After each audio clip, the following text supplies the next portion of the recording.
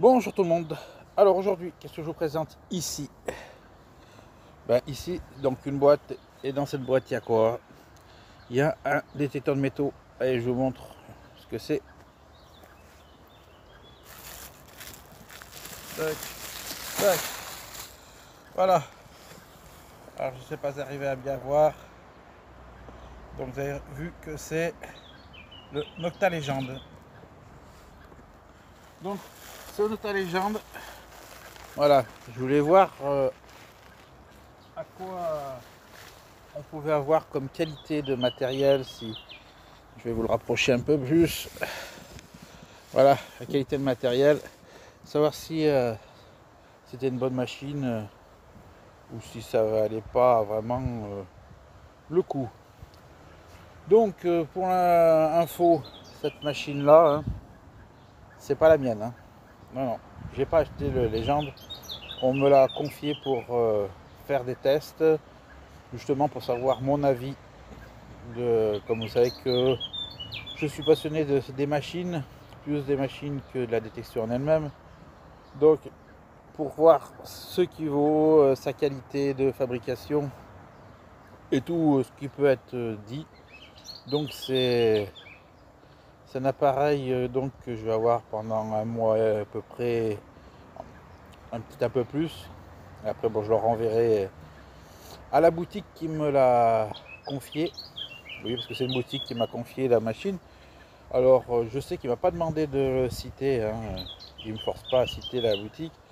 Si vous êtes contre les boutiques, j'y peux rien. Si vous êtes pour, j'y peux rien, j'y peux aussi pas grand chose non plus. Je suis neutre. Donc les petites guéguerres, déjà je vous dis tout de suite, les petites guéguerres, oui mais moi j'aime pas un tel, je m'en fous. Moi je suis là pour présenter un produit, et après vous en faites ce que vous voulez. Donc cette boutique m'a prêté cette machine que je vais déballer et vous allez mieux le voir. Donc je précise quand même que c'est la boutique du fouilleur qui m'a envoyé cette machine pour la tester. Alors moi j'ai été très touché, je vous le dis tout de suite, parce que c'est la première fois qu'on me prête une machine. Et grand merci à la boutique du fouilleur quand même, hein, pour me faire confiance dans le prêt de la machine et aussi dans les comptes rendus que je pourrais donner sur cette machine. Alors aucun tabou chez moi, hein. Il y a le plus, il y a le mauvais, il n'y a pas de cache derrière tout ça. Allez, c'est parti.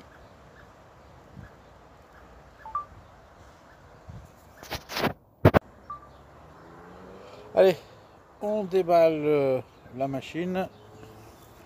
Hop, on ouvre. Alors, qu'est-ce qu'on a dedans? On a déjà un sac. Alors, dans ce sac, qu'est-ce qu'il contient? Il contient le casque. Hop. Alors, donc le casque Nocta Macro pour le Légende, qui n'est pas du tout le même que celui du Simplex. Alors, pour l'avoir déjà posé sur les oreilles pour tester avec de la musique. Alors pour avoir testé avec la musique, déjà je peux vous dire qu'il est très confortable, très agréable, un très bon son, enveloppe très bien les oreilles. Vous pouvez voir là la mousse. Alors hop, elle s'écarte, voilà, très souple, voilà, et donc rentre bien dans les oreilles. On est super bien isolé de l'extérieur. Les moindres petits sons, vous ne les raterez pas. Il est très sympa, hein. On voit qu'il est tout neuf, il n'a jamais servi. Il y a encore la bande de protection ici, là. Et puis surtout, dans le sac, il y a le câble de branchement qui n'a jamais été ouvert, toujours scellé. C'est un casque tout neuf, avec un rembourrage ici. Voilà, ça c'est le casque. On en reparlera peut-être plus tard dans une autre séquence. Voilà. Là, donc les papiers, câble de charge, bas de canne. Bas de canne, à comparer au simplex, ça c'est bas de canne carbone. Ils l'ont bouché ici par rapport au simplex. Alors je compare au simplex parce que c'est la même marque. Elle a l'air super léger. Le milieu de canne avec des clamps, un clamp, et la bête. Voilà. Nocta légende. Et dessous on a le disque. Ici, alors on y reviendra après le reste. Et dessous là, bah, vous avez, par là il y a la publicité qui est de là. Et ici vous avez le disque du légende. Allez, je vais l'assembler et puis vous le verrez mieux une fois assemblé. C'est parti. Alors des fois vous voyez pas la même chose exactement suivant sur quelle chaîne, parce que sur un je suis sur TikTok et sur YouTube et je filme en même temps. Allez, j'ai enlevé le carton, rangé, il sera ressorti le jour où il faudra le renvoyer. On va passer maintenant donc à l'assemblage de tout ça. Vous allez voir, c'est un jeu d'enfant. Alors le détecteur, il est là. Le clamp, hop. Ici, haut de canne. On prend l'autre canne, on le met là-dedans. Hop. Tac. On prend le bas de canne. Hop. Tac. Jusque là, c'est bon. On prend le disque. J'aime bien les vis de chez Nocta avec le téton. Elles sont pas mal. Tac. Hop, on enlève. On prend le disque. On le monte.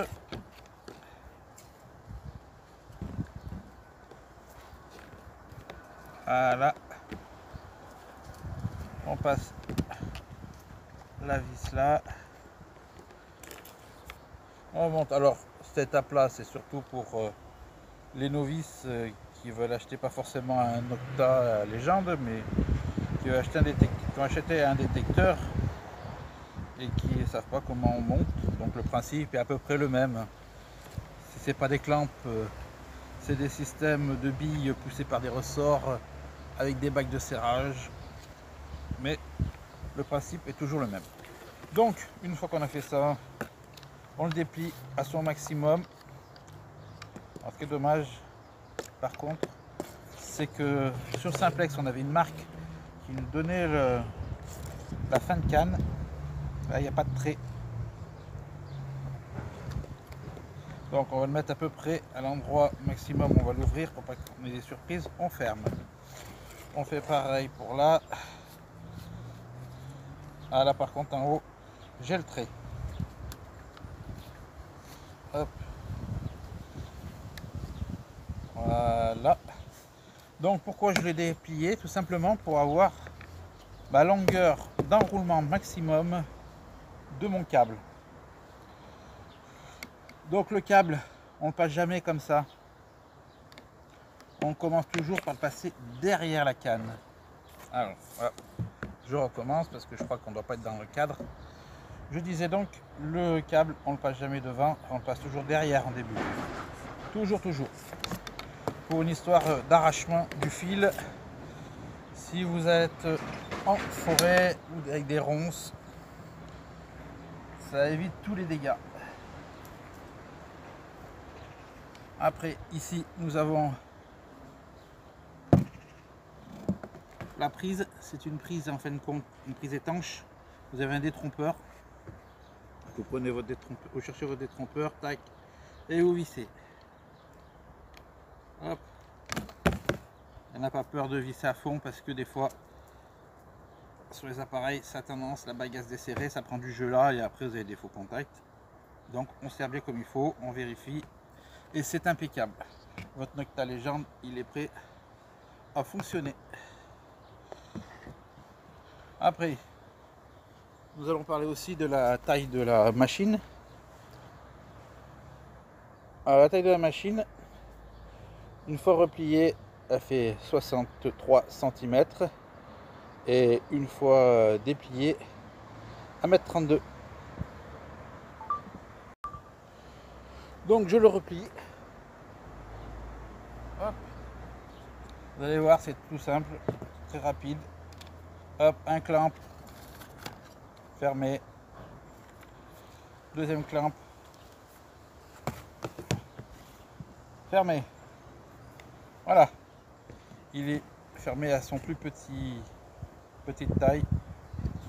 Donc je vous rappelle, 63 cm, 1,32 m ouvert. Après, nous allons passer donc à la machine en elle-même, comment elle est extérieurement. Nous allons parler des qualités de plastique, du confort de maintien et de, si vous préférez, de balancement. Parce que sur le simplex classique, il y avait un petit souci, je vais dire, de bas de canne qui voir si c'est pareil sur le Légende. Donc on va passer à ça. Après, qu'est-ce qu'on va pouvoir vous dire? Après, regardez un peu ce qu'il y a dans la machine. On allumera la machine et puis on verra ce qu'il a comme fonction. Allez, c'est parti.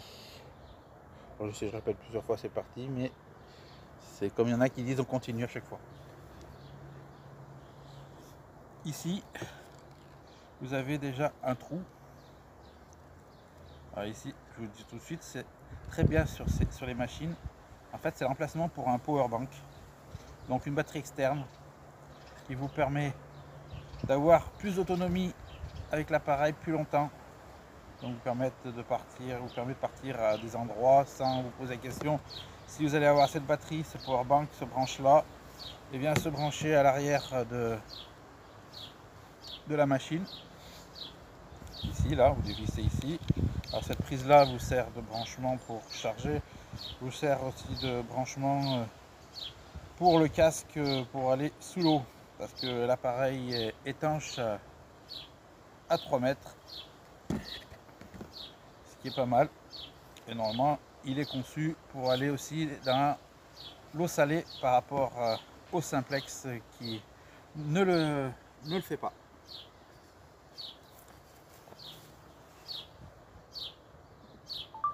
Alors, nous allons comparer visuellement déjà les deux machines, c'est-à-dire le Légende ici, le simplex plus ici. Donc visuellement on a l'impression d'avoir les mêmes machines. Elles se ressemblent hein, comme deux gouttes d'eau.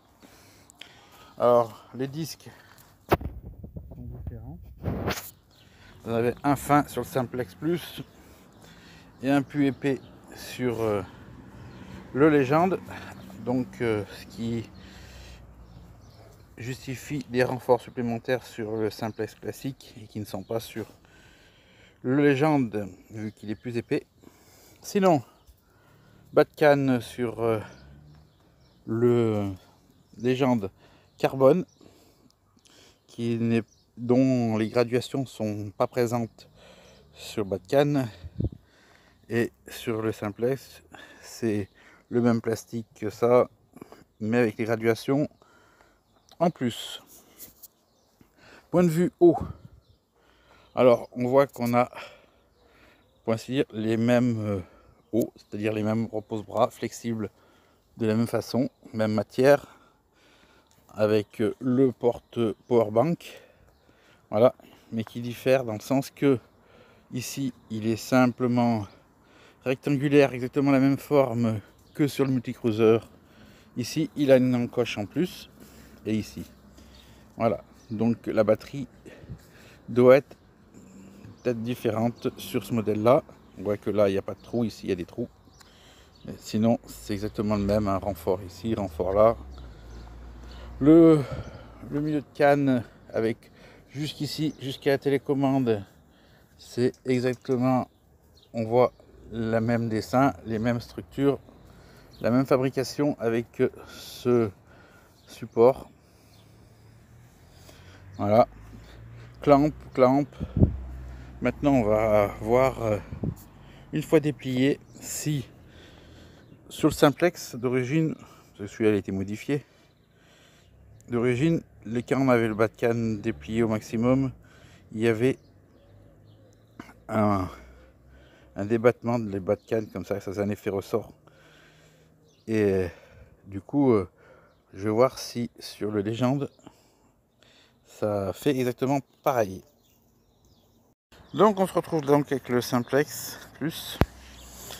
Donc comme je vous disais, quand on balançait comme ça, le disque avait l'impression d'avoir un effet encore d'élasticité du poids du disque, créer cet effet indésirable de canne qui se tord. Alors là, comme je vous dis, on peut plus, la canne a été renforcée, donc vous n'avez pas pu voir, mais pour vous donner une histoire de visualisation. Et là donc on a le Légende, et avec le Légende on passe, voilà, on balaye, et on n'a pas cet effet de torsion. Par contre, il y a une petite gêne qui se ressent dans la poignée, c'est au niveau du clamp. On a l'impression que le clamp il sert pas assez la canne, et ça crée un effet de petites vibrations dans la poignée.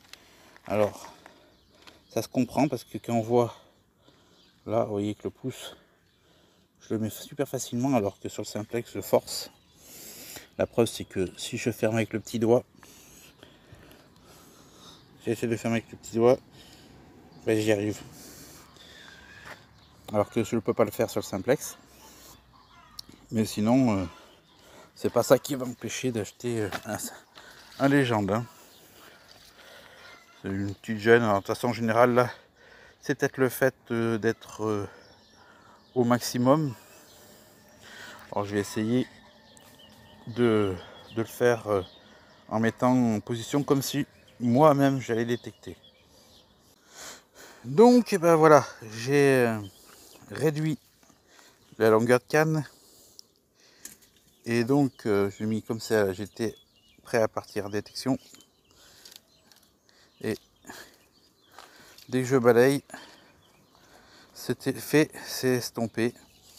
Alors je dis pas qu'il y ait plus, il est atténué, donc c'est bien un jeu qui se fait dans le clamp. Mais à part ça, non, là si vous raccourcissez encore un peu plus, vous aurez plus du tout cet effet de jeu. Bon, après il faut être tout petit pour détecter, parce que vous êtes près des pieds. Alors je sais que beaucoup détectent près, et beaucoup détectent super loin. Chacun ses goûts et ses préférences.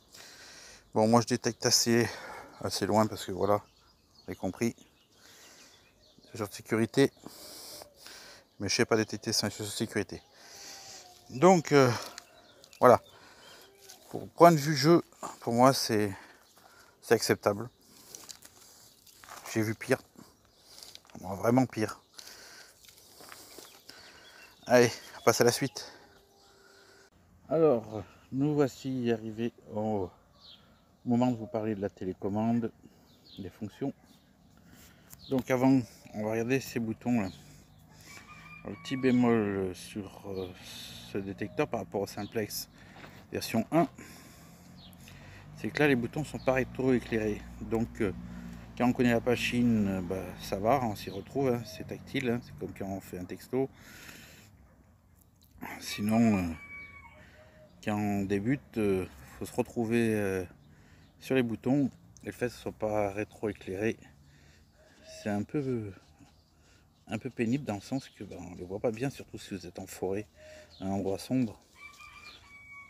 Donc on va passer vite fait au bouton. Donc ici vous avez les ferreux, activé ou pas activé. Ici vous avez décalage vous avez changement de fréquence. là vous avez le pinpointer et les validations qui ont été dans le menu. Ici vous avez le power et en même temps il fait aussi bouton menu. Ici vous avez le bouton pour faire l'effet de sol et les flèches pour faire aller de gauche à droite et plus et moins suivant ce qui va apparaître sur l'écran. Allez, on l'allume. Alors le voici éclairé. Alors on va regarder vite fait comment ça se passe. Donc ici vous avez l'écran, sur l'écran vous avez la batterie, l'utilisateur, l'heure, les programmes, donc le parc, le champ, la plage et prospecting pour l'or. Ici vous avez l'échelle de conductivité. Ici vous avez donc l'indice, la sensibilité. Alors il s'éteint, c'est pour votre contre-jour.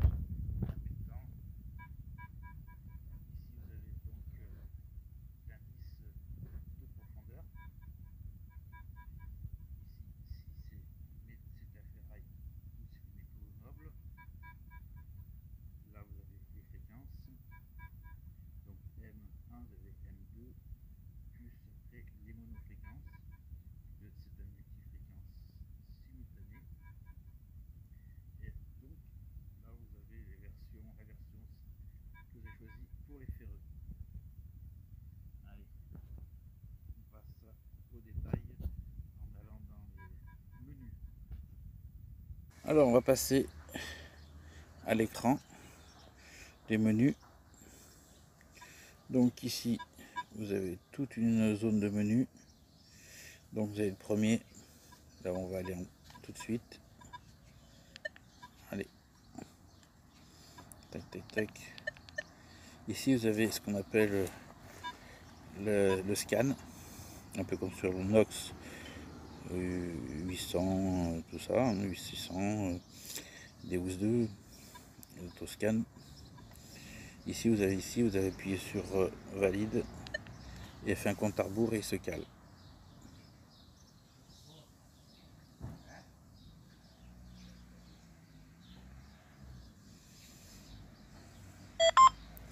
Voilà. En 2 vous avez la rapidité de la machine, donc pour régler. Voilà. En 3 vous avez le son, plus ou moins fort. Voilà, on n'entend plus. En 4 vous avez les mélodies, et puis aussi les nombres de tons. Là vous êtes en 2 tons, là vous êtes en 4 tons, en 6 tons, en 60 tons et monotone. Après vous choisissez à chaque fois, si vous validez pas votre choix, c'est pas pris en compte. Alors on valide, le plus revient, donc on rechoisit ce qu'on veut. Ici vous avez le volume de chaque par exemple, si vous voulez avoir le volume pour le ferreux, le volume pour les bonnes cibles, vous choisissez, vous validez. Vous voyez le curseur là-haut, il change. Là, dans les bonnes cibles, vous choisissez aussi pareil votre volume, vous validez. Voilà, dès que vous êtes d'accord, hop, vous changez, vous validez à chaque fois. Donc ici, alors pour ceux qui n'aiment pas les graves ou qui n'aiment pas les aigus, vous avez le choix de choisir votre son. Voilà. Alors je vous mets une pièce à côté du disque pour vous montrer les sons. Plus vous allez descendre, plus vous allez être sur du grave.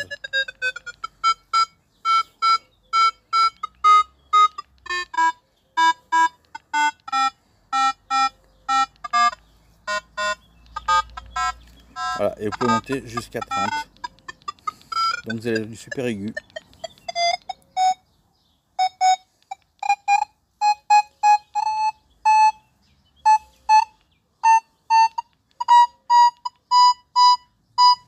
Voilà. Donc après les divers sons, ici on change de côté, on va le petit personnage, c'est la personnalisation pour vous-même. Vous continuez, ici vous avez l'éclairage, le rétroéclairage. Alors vous avez en version automatique, plus vous montez plus il sera éclairé. Alors là vous voyez pas trop parce qu'il fait jour, voilà. Mais sinon pour descendre, vous voyez, plus d'auto-éclairage. Et vous pouvez sinon avoir en version manuelle. Voilà. Donc nous on va se remettre à 3. Après le rétroéclairage, vous avez les vibrations. Donc vous appuyez sur le flèche du haut, ça vous enclenche la vibration. Vous avez plusieurs styles de vibration, jusqu'à 5. Voilà, moi je ne les mets pas. Après vous avez la lumière. Donc 0, mettez sur 1. Et normalement vous avez la lumière qui apparaît derrière, si elle veut bien s'enclencher. Voilà. Vous voyez sur les doigts. Vous ne la voulez pas, vous la renlevez. Après on décale encore d'un cran. Alors là, je sais pas pourquoi ça ne veut plus mise au point. Mais vous avez le Bluetooth. On va essayer de se décaler un peu. Alors, je vais essayer de remettre le rétroéclairage. Donc voilà, je me suis mis à côté de la pièce de monnaie pour avoir un peu de lumière. Donc vous avez le Bluetooth, c'est pour connecter entre autres votre casque. Et à côté, vous avez ici une horloge. Donc l'horloge vous permet de régler l'heure. Et la dernière fonction, hop, c'est ici. Alors, ça c'est la tablette qui emmerde le monde. Vous avez un sablier. Donc le sablier, il sert à quoi? Il sert en fait à comptabiliser votre temps de détection. Donc on va sur le sablier et en haut il y a un compteur. Voilà. Année, mois, jour, heure, si vous voulez. Donc vous lancez ça et ça vous donne le temps passé en détection avec votre machine. Quand vous avez fini, et ben vous appuyez sur le bouton ici. Il ressort des menus. Voilà. Alors ici vous avez le bouton des fréquences. Donc dans multifréquence, vous appuyez une fois, vous avez multifréquence 2. Une troisième fois, vous êtes à 4 kHz en mono, en 10, en 15, en 20 et en 40. Voilà, et vous appuyez, vous revenez. Après vous avez le bouton donc ici des boutons des ferreux. Donc vous appuyez dessus, vous êtes en automatique, tous les sons ferreux vont sonner. Voilà. Vous appuyez, ça vous enlève des segments. Vous appuyez, ça vous en enlève encore. Et ainsi de suite. Donc voilà. Donc maintenant il reste à faire un test sur le terrain pour voir les premières impressions de la machine. Et ben pour ça, je vous dis à tout de suite dans la vidéo. Mais bon, moi ce sera un peu plus tard réellement pour la faire. Allez, c'est parti.